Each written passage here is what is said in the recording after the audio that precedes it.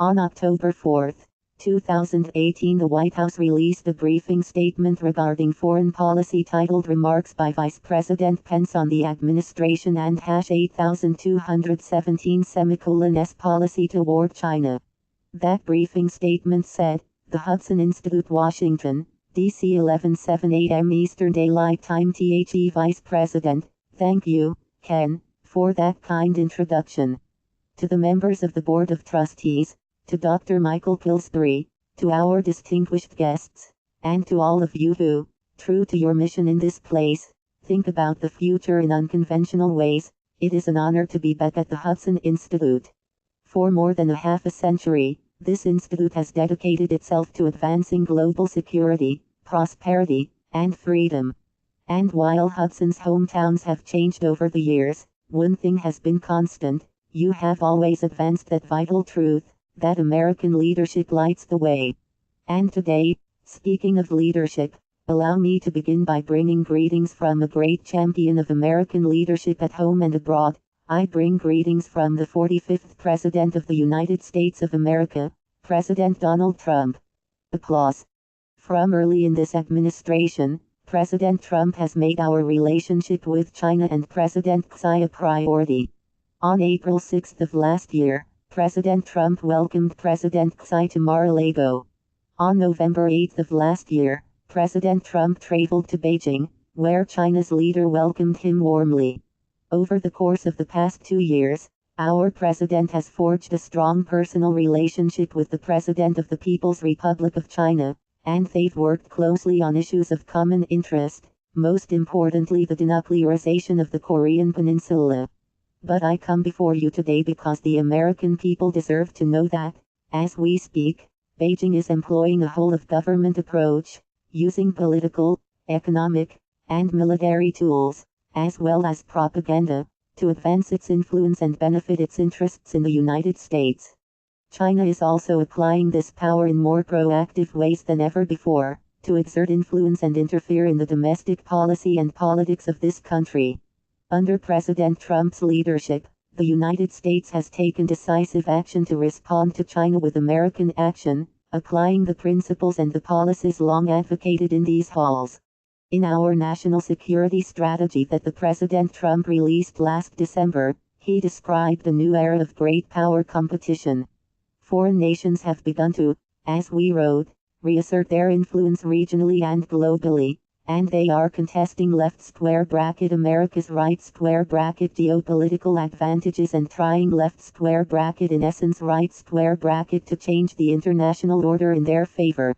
In this strategy, President Trump made clear that the United States of America has adopted a new approach to China.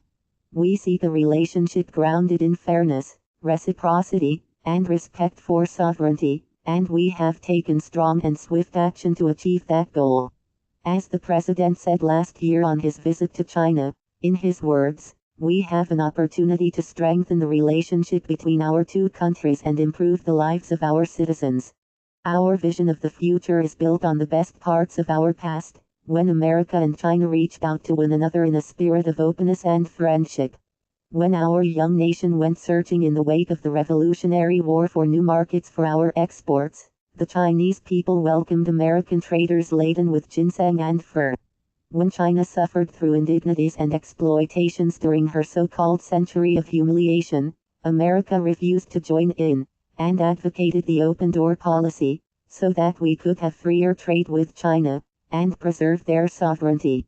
When American missionaries brought the good news to China's shores, they were moved by the rich culture of an ancient and vibrant people. And not only did they spread their faith, but those same missionaries founded some of China's first and finest universities. When the Second World War arose, we stood together as allies in the fight against imperialism. And in that war's aftermath, America ensured that China became a charter member of the United Nations, and a great shaper of the post-war world. But soon after it took power in 1949, the Chinese Communist Party began to pursue authoritarian expansionism. It is remarkable to think that only 5 years after our nations had fought together, we fought each other in the mountains and valleys of the Korean Peninsula. My own father saw combat on that frontier of freedom. But not even the brutal Korean War could diminish our mutual desire to restore the ties that for so long had bound our peoples together. China's estrangement from the United States ended in 1972, and, soon after, we re-established diplomatic relations and began to open our economies to one another, and American universities began training a new generation of Chinese engineers, business leaders, scholars, and officials. After the fall of the Soviet Union, we assumed that a free China was inevitable. Heady with optimism at the turn of the 21st century, America agreed to give Beijing open access to our economy, and we brought China into the World Trade Organization. Previous administrations made this choice in the hope that freedom in China would expand in all of its forms, not just economically, but politically, with a newfound respect for classical liberal principles, private property, personal liberty, religious freedom, the entire family of human rights. But that hope has gone unfulfilled. The dream of freedom remains distant for the Chinese people. And while Beijing still pays lip service to reform and opening, Deng Xiaoping's famous policy now rings hollow. Over the past 17 years, China's GDP has grown ninefold. It's become the second largest economy in the world. Much of this success was driven by American investment in China.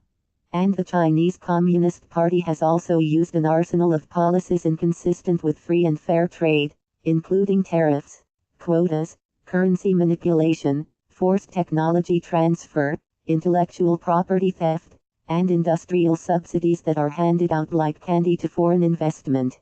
These policies have built Beijing's manufacturing base, at the expense of its competitors, especially the United States of America. China's actions have contributed to a trade deficit with the United States that last year ran to $375 billion, nearly half of our global trade deficit. As President Trump said just this week, in his words, "We rebuilt China over the last 25 years. Now, through the Made in China 2025 plan, the Communist Party has set its sights on controlling 90% of the world's most advanced industries, including robotics, biotechnology, and artificial intelligence. To win the commanding heights of the 21st century economy, Beijing has directed its bureaucrats and businesses to obtain American intellectual property, the foundation of our economic leadership, by any means necessary. Beijing now requires many American businesses to hand over their trade secrets as the cost of doing business in China. It also coordinates and sponsors the acquisition of American firms to gain ownership of their creations. Worst of all, Chinese security agencies have masterminded the wholesale theft of American technology, including cutting-edge military blueprints.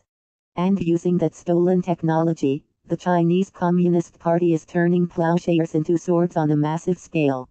China now spends as much on its military as the rest of Asia combined, and Beijing has prioritized capabilities to erode America's military advantages on land, at sea, in the air, and in space. China wants nothing less than to push the United States of America from the Western Pacific and attempt to prevent us from coming to the aid of our allies. But they will fail. Beijing is also using its power like never before.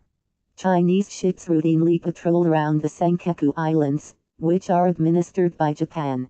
And while China's leader stood in the Rose Garden at the White House in 2015 and said that his country had, and I quote, no intention to militarize the South China Sea, today, Beijing has deployed advanced anti-ship and anti-air missiles atop an archipelago of military bases constructed on artificial islands.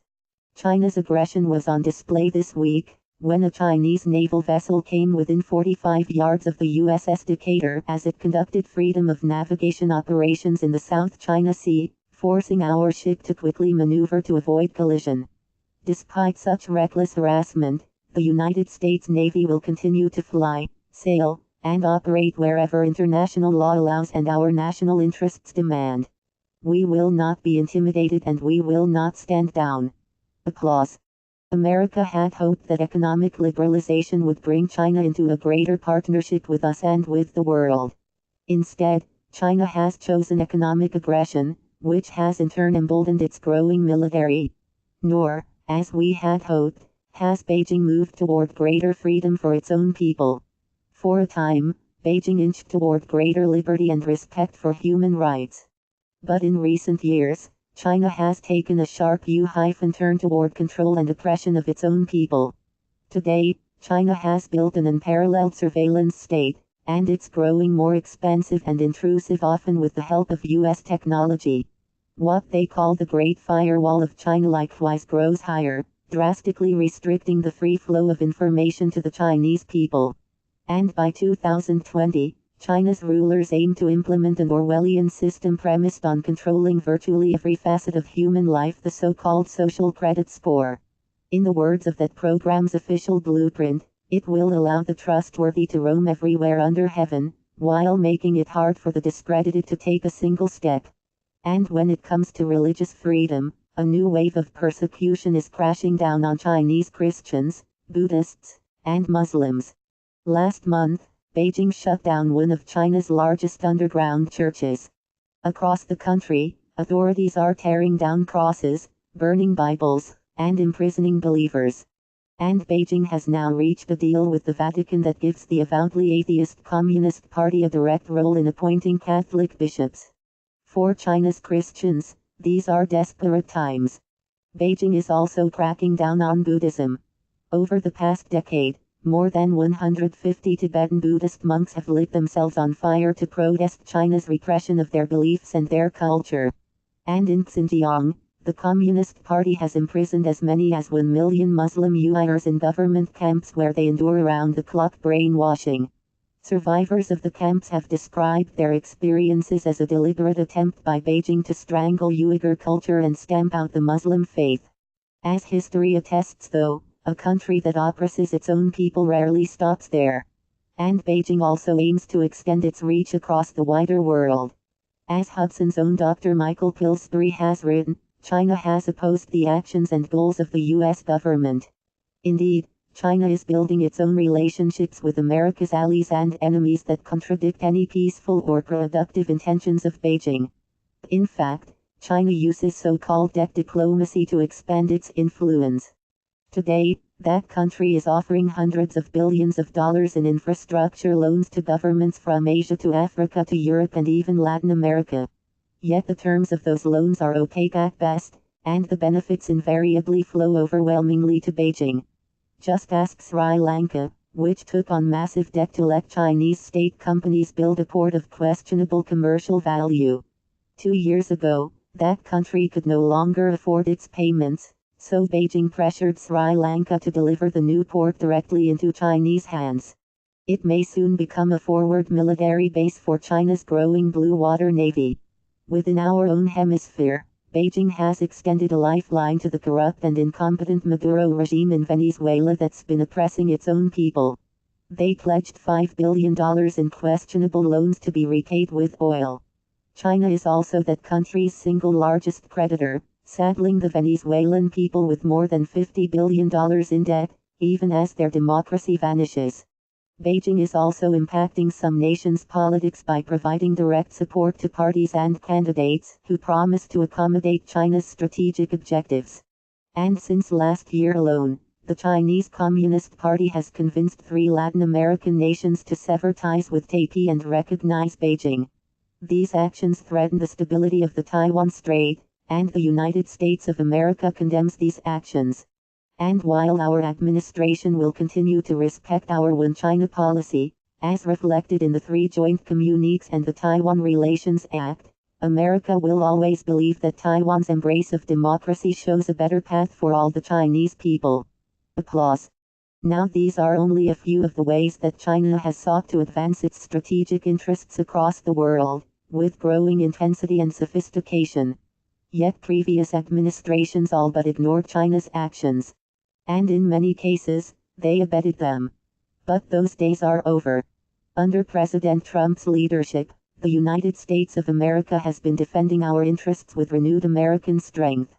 We've been making the strongest military in the history of the world stronger still. Earlier this year, President Trump signed into law the largest increase in our national defense since the days of Ronald Reagan, $716 billion to extend the strength of the American military to every domain. We're modernizing our nuclear arsenal. We're fielding and developing new cutting-edge fighters and bombers. We're building a new generation of aircraft carriers and warships. We're investing as never before in our armed forces. And this includes initiating the process to establish the United States Space Force to ensure our continued dominance in space. And we've taken action to authorize increased capability in the cyber world to build deterrence against our adversaries. At President Trump's direction, we're also implementing tariffs on $250 billion in Chinese goods, with the highest tariffs specifically targeting the advanced industries that Beijing is trying to capture and control. And as the president has also made clear, we will levy even more tariffs, with the possibility of substantially more than doubling that number, unless a fair and reciprocal deal is made. Applause. These actions exercises in American strength have had a major impact. China's largest stock exchange fell by 25% in the first 9 months of this year, in large part because our administration has been standing strong against Beijing's trade practices. As President Trump has made clear, we don't want China's markets to suffer. In fact, we want them to thrive. But the United States wants Beijing to pursue trade policies that are free, fair, and reciprocal. And we will continue to stand and demand that they do. Applause. Sadly, China's rulers, thus far, have refused to take that path. The American people deserve to know, in response to the strong stand that President Trump has taken, Beijing is pursuing a comprehensive and coordinated campaign to undermine support for the president, our agenda, and our nation's most cherished ideals. I want to tell you today what we know about China's actions here at home, some of which we've gleaned from intelligence assessments, some of which are publicly available, but all of which are fact. As I said before, as we speak, Beijing is employing a whole-of-government approach to advance its influence and benefit its interests. It's employing this power in more proactive and coercive ways to interfere in the domestic policies of this country and to interfere in the politics of the United States. The Chinese Communist Party is rewarding or coercing American businesses, movie studios, universities, think tanks, scholars, journalists, and local, state, and federal officials. And worst of all, China has initiated an unprecedented effort to influence American public opinion, the 2018 elections, and the environment leading into the 2020 presidential elections. To put it bluntly, President Trump's leadership is working, and China wants a different American president. There can be no doubt, China is meddling in America's democracy. As President Trump said just last week, we have, in his words, found that China has been attempting to interfere in our upcoming left square bracket midterm right square bracket election left square bracket s right square bracket. Our intelligence community says that China is targeting U.S. state and local governments and officials to exploit any divisions between federal and local levels on policy. It's using wedge issues, like trade tariffs, to advance Beijing's political influence. In June, Beijing itself circulated a sensitive document, entitled Propaganda and Censorship Notice. It laid out its strategy.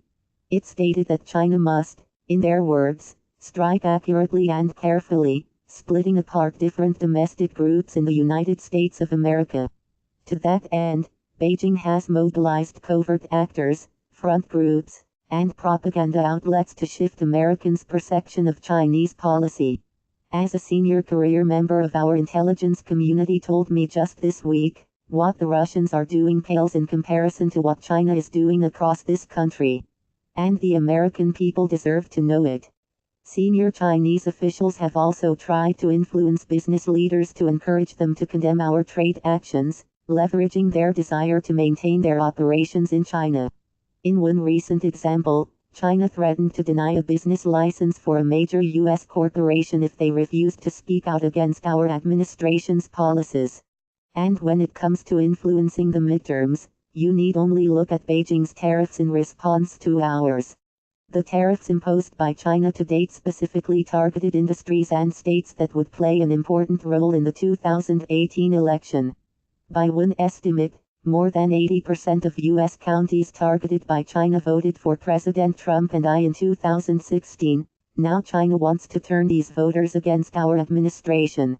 And China is also directly appealing to the American voters.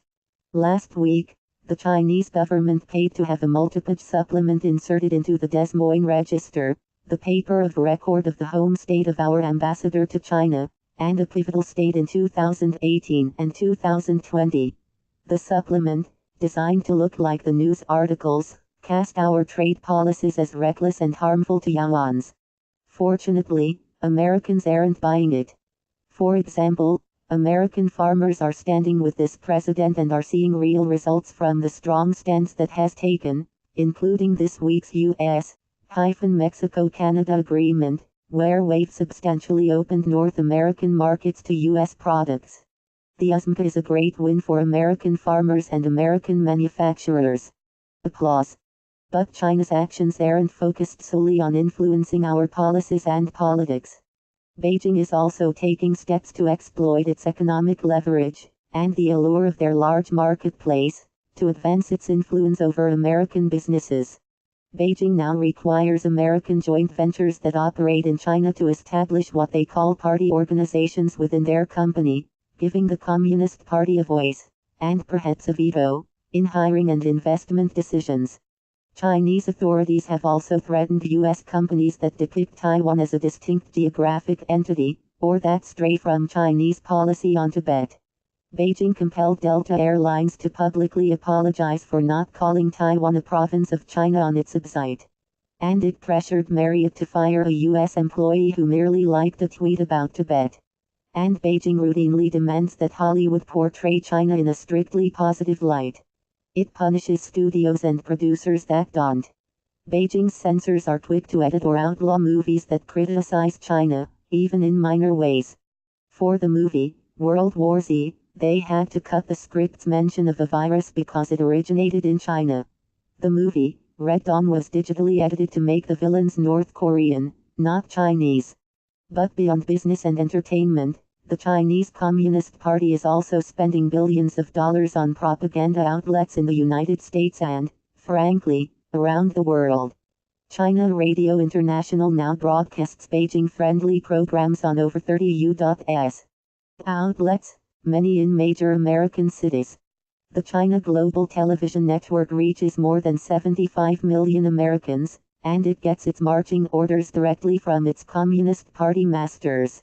As China's top leader put it during a visit to the network's headquarters, and I quote, "The media run by the party and the government are propaganda fronts and must have the party as their surname.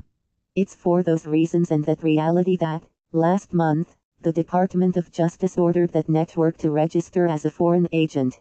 The Communist Party has also threatened and detained the Chinese family members of American journalists who pry too deep. And it's blocked the websites of U.S. media organizations and made it harder for our journalists to get visas. This happened after the New York Times published investigative reports about the wealth of some of China's leaders. But the media isn't the only place where the Chinese Communist Party seeks to foster a culture of censorship. The same is true across academia. I mean, look no further than the Chinese Students and Scholars Association, of which there are more than 150 branches across America's campuses. These groups help organize social events for some of the more than 430,000 Chinese nationals studying in the United States. They also alert Chinese consulates and embassies when Chinese students, and American schools, stray from the Communist Party line. At the University of Maryland, a Chinese student recently spoke at her graduation of what she called, and I quote, "the fresh air of free speech in America." The Communist Party's official newspaper swiftly chastised her. She became the victim of a firestorm of criticism on China's tightly controlled social media, and her family back home was harassed. As for the university itself, its exchange program with China, one of the nation's most extensive, suddenly turned from a flood to a trickle. China exerts academic pressure in other ways, as well.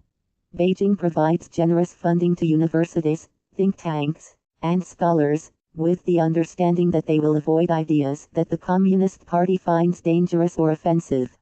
China experts in particular know that their visas will be delayed or denied if their research contradicts Beijing's talking points. And even scholars and groups who avoid Chinese funding are targeted by that country, as the Hudson Institute found out firsthand. After you offered to host a speaker Beijing didn't like, your website suffered a major cyberattack, originating from Shanghai. The Hudson Institute knows better than most that the Chinese Communist Party is trying to undermine academic freedom and the freedom of speech in America today. These and other actions, taken as a whole, constitute an intensifying effort to shift American public opinion and policy away from the America First leadership of President Donald Trump. But our message to China's rulers is this president will not back down. Applause. The American people will not be swayed. And we will continue to stand strong for our security and our economy, even as we hope for improved relations with Beijing. Our administration is going to continue to act decisively to protect America's interests, American jobs, and American security. As we rebuild our military, we will continue to assert American interests across the Indo-Pacific. As we respond to China's trade practices, we will continue to demand an economic relationship with China that is free, fair, and reciprocal. We will demand that Beijing break down its trade barriers, fulfill its obligations, fully open its economy just as we have opened ours. We'll continue to take action against Beijing until the theft of American intellectual property ends once and for all. And we will continue to stand strong until Beijing stops the predatory practice of forced technology transfer. We will protect the private property interests of American enterprise. Applause. And to advance our vision of a free and open Indo-Pacific, we're building new and stronger bonds with nations that share our values across the region, from India to Samoa. Our relationships will flow from a spirit of respect built on partnership, not domination. We're forging new trade deals on a bilateral basis, just as last week President Trump signed an improved trade deal with South Korea. And we will soon begin historic negotiations for a bilateral free trade deal with Japan. Applause. I'm also pleased to report that we're streamlining international development and finance programs. We'll be giving foreign nations a just and transparent alternative to China's debt trap diplomacy. In fact, this week, President Trump will sign the Build Act into law. Next month, it will be my privilege to represent the United States in Singapore and Papua New Guinea, at ASEAN and APEC. There, we will unveil new measures and programs to support a free and open Indo-Pacific. And on behalf of the President, I will deliver the message that America's commitment to the Indo-Pacific has never been stronger. Applause. Closer to home, to protect our interests, we've recently strengthened CFIUS, the Committee on Foreign Investment, heightening our scrutiny of Chinese investment in America to protect our national security from Beijing's predatory actions. And when it comes to Beijing's malign influence and interference in American politics and policy, we will continue to expose it, no matter the form it takes. We will work with leaders at every level of society to defend our national interests and most cherished ideals. The American people will play the decisive role and, in fact, they already are. As we gather here, a new consensus is rising across America. More business leaders are thinking beyond the next quarter, and thinking twice before diving into the Chinese market if it means turning over their intellectual property or abetting Beijing's oppression. But more must follow suit. For example, Google should immediately end development of the Dragonfly Act that will strengthen Communist Party censorship and compromise the privacy of Chinese customers. Applause. It's also great to see more journalists reporting the truth without fear or favor, digging deep to find where China is interfering in our society, and why. And we hope that American and global news organizations will continue to join this effort on an increasing basis. More scholars are also speaking out forcefully and defending academic freedom, and more universities and think tanks are mustering the courage to turn away Beijing's easy money, recognizing that every dollar comes with a corresponding demand. And we're confident that their ranks will grow. And across the nation, the American people are growing in vigilance, with a newfound appreciation for our administration's actions and the President's leadership to reset America's economic and strategic relationship with China. Americans stand strong behind a president that's putting America first. And under President Trump's leadership, I can assure you, America will stay the course. China should know that the American people and their elected officials in both parties are resolved. As our national security strategy states, we should remember that competition does not always mean hostility, nor does it have to. The president has made clear, we want a constructive relationship with Beijing where our prosperity and security grow together, not apart. While Beijing has been moving further away from this vision, China's rulers can still change course and return to the spirit of reform and opening that characterized the beginning of this relationship decades ago. The American people want nothing more, and the Chinese people deserve nothing less. The great Chinese storyteller Lu Xun often lamented that his country, and he wrote, has either looked down at foreigners as brutes, or up to them as saints, but never as equals. Today, America is reaching out our hand to China. And we hope that soon, Beijing will reach back with deeds, not words, and with renewed respect for America. But be assured, we will not relent until our relationship with China is grounded in fairness, reciprocity, and respect for our sovereignty. Applause. There is an ancient Chinese proverb that reads, "Men see only the present, but heaven sees the future." As we go forward, let us pursue a future of peace and prosperity with resolve and faith. Faith in President Trump's leadership and vision, and the relationship that he has forged with China's president. Faith in the enduring friendship between the American people and the Chinese people. And faith that heaven sees the future and by God's grace, America and China will meet that future together. Thank you. God bless you. And God bless the United States of America. Applause. END 11:47 a.m. Eastern Daylight Time.